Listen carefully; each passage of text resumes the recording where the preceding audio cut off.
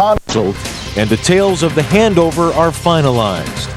Tonight, the reunion between a father and son, separated by politics and fear, could happen within days. We have live team coverage.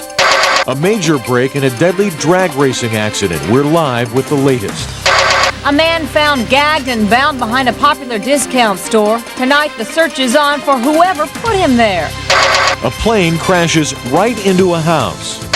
And fire crews rushing to the rescue, trying to save a trapped horse. Good evening, I'm Jennifer Gould in for Angela Ray. I'm Steve Wolford. CBS 4 News tonight, right here, right now. Now, live, this is CBS 4 News at 11.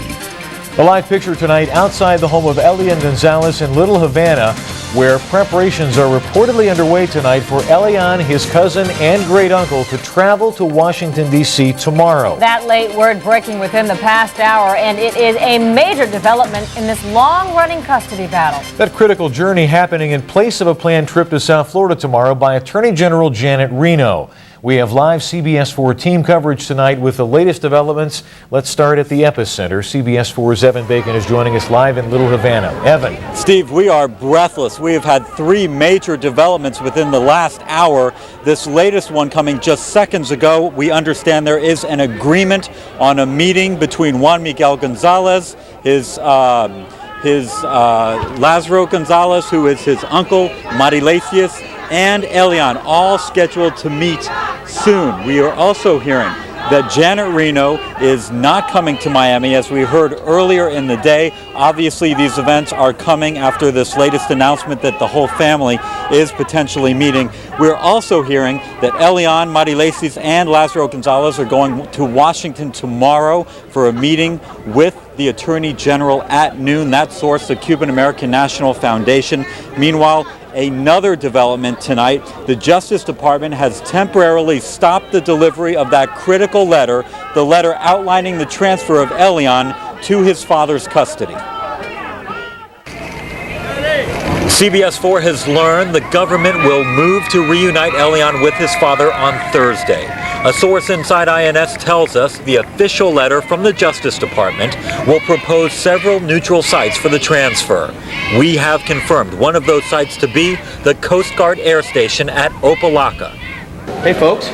Miami's two mayors just back from Washington thought they had a commitment from Attorney General Janet Reno to come visit the Miami Gonzalezes. I truly believe that the Attorney General will not be taking any steps on taking the boy until she meets with Lazaro Gonzalez and his family.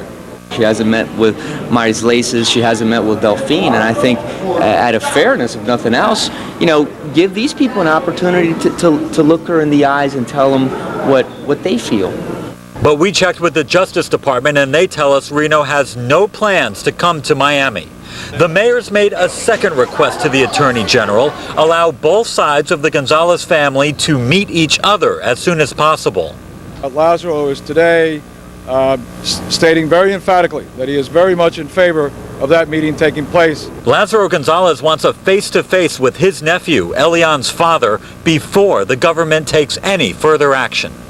It is imperative that at that meeting it be strictly family, that there be no government intervention from either government, that there be no lawyers present and no media present, strictly a family matter.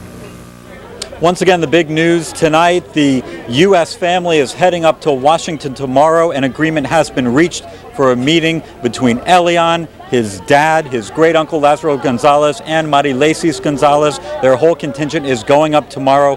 One other note, a legal move has been made here in Miami by Lazaro Gonzalez's attorneys. They filed a legal brief earlier in the day through all this in family court, asking to bar Elian's return to Cuba. The attorneys question the father's parental fitness. They claim he has exhibited abusive conduct on his part, and they also say if Elian goes back, he will in effect be mentally brainwashed by the Cuban government. So these fighting words in the legal community while this meeting is set tomorrow in Washington, we'll have to see how this all plays out. We're live right now in Little Havana. Evan Bacon, CBS 4 News Tonight.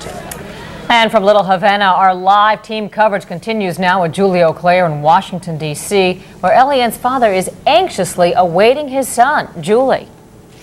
Well, Jennifer, again, the Cuban-American National Foundation has confirmed that Lázaro, Marislaces, and Elian will be traveling here to Washington tomorrow. They will be meeting with Janet Reno and Juan Miguel Gonzalez at noon. Now, Juan Miguel spent the day meeting with his attorney and Joan Brown Campbell about how Elian should be transferred.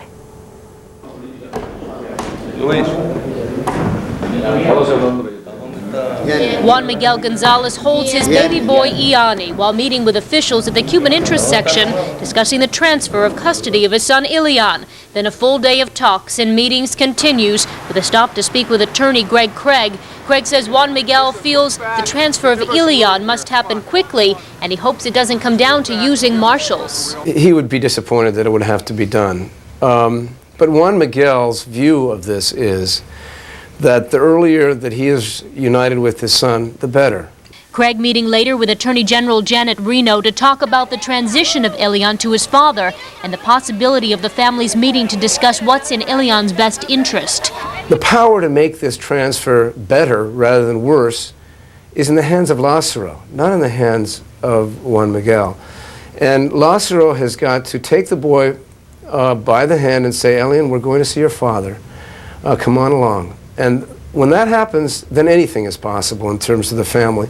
Meanwhile, on Capitol Hill, Elian's great-uncle Delphine, fisherman Donato Dalrymple, and members of the Cuban-American National Foundation meeting with senators to push for legislation, a last-ditch effort that would make Juan Miguel Gonzalez a permanent resident. Then back in Bethesda, Maryland, Juan Miguel sitting down with Joan Brown Campbell of the National Council of Churches, who was instrumental in bringing Elian's grandmothers here from Cuba. She says Juan Miguel has no plans to meet with the Miami relatives until Elian is in his custody. He feels that until such time as he has Elian, it's not helpful to have that meeting. They are filing lawsuits even as they are asking to meet with him. And I think his feeling is that once he has his son, then the adults can deal with their relationships. And again, that meeting will be taking place tomorrow at noon between the Miami relatives and Janet Reno. Also, Juan Miguel will be there. Now, the federal government has temporarily put off sending the letter to the Miami family about how the transfer was to take place on Thursday. And we will be here all day tomorrow in Washington to bring you the very latest. For now, we're live on Capitol Hill. Julie Auclair, CBS 4 News Tonight. Okay, thank you, Julie. Hundreds of people turn out for a memorial mass tonight for Elian's mother. It was held tonight at Our Lady of Charity Catholic Church in Miami. The prayers tonight for the woman who lost her life trying to reach the U.S. and for Elian, who survived the journey. Also today, Elian got a visit from his classmates at Lincoln Marti School. Students went to Little Havana with a large card that said they love and miss him. Elian had attended Lincoln Marti before his family pulled him out of class for safety reasons to tutor him at home. So very quickly, here's the bottom line tonight. Once again, major new developments. Elian's Miami family is traveling tomorrow to Washington, D.C. to meet with Elian's father, Juan Miguel Gonzalez. Also, that's happening as Attorney General Janet Reno cancels her planned trip to Miami. The CBS 4 News team will be in place tomorrow for the very latest developments, so stay with us through the day for continuing coverage on the fight for Elian. In other news tonight.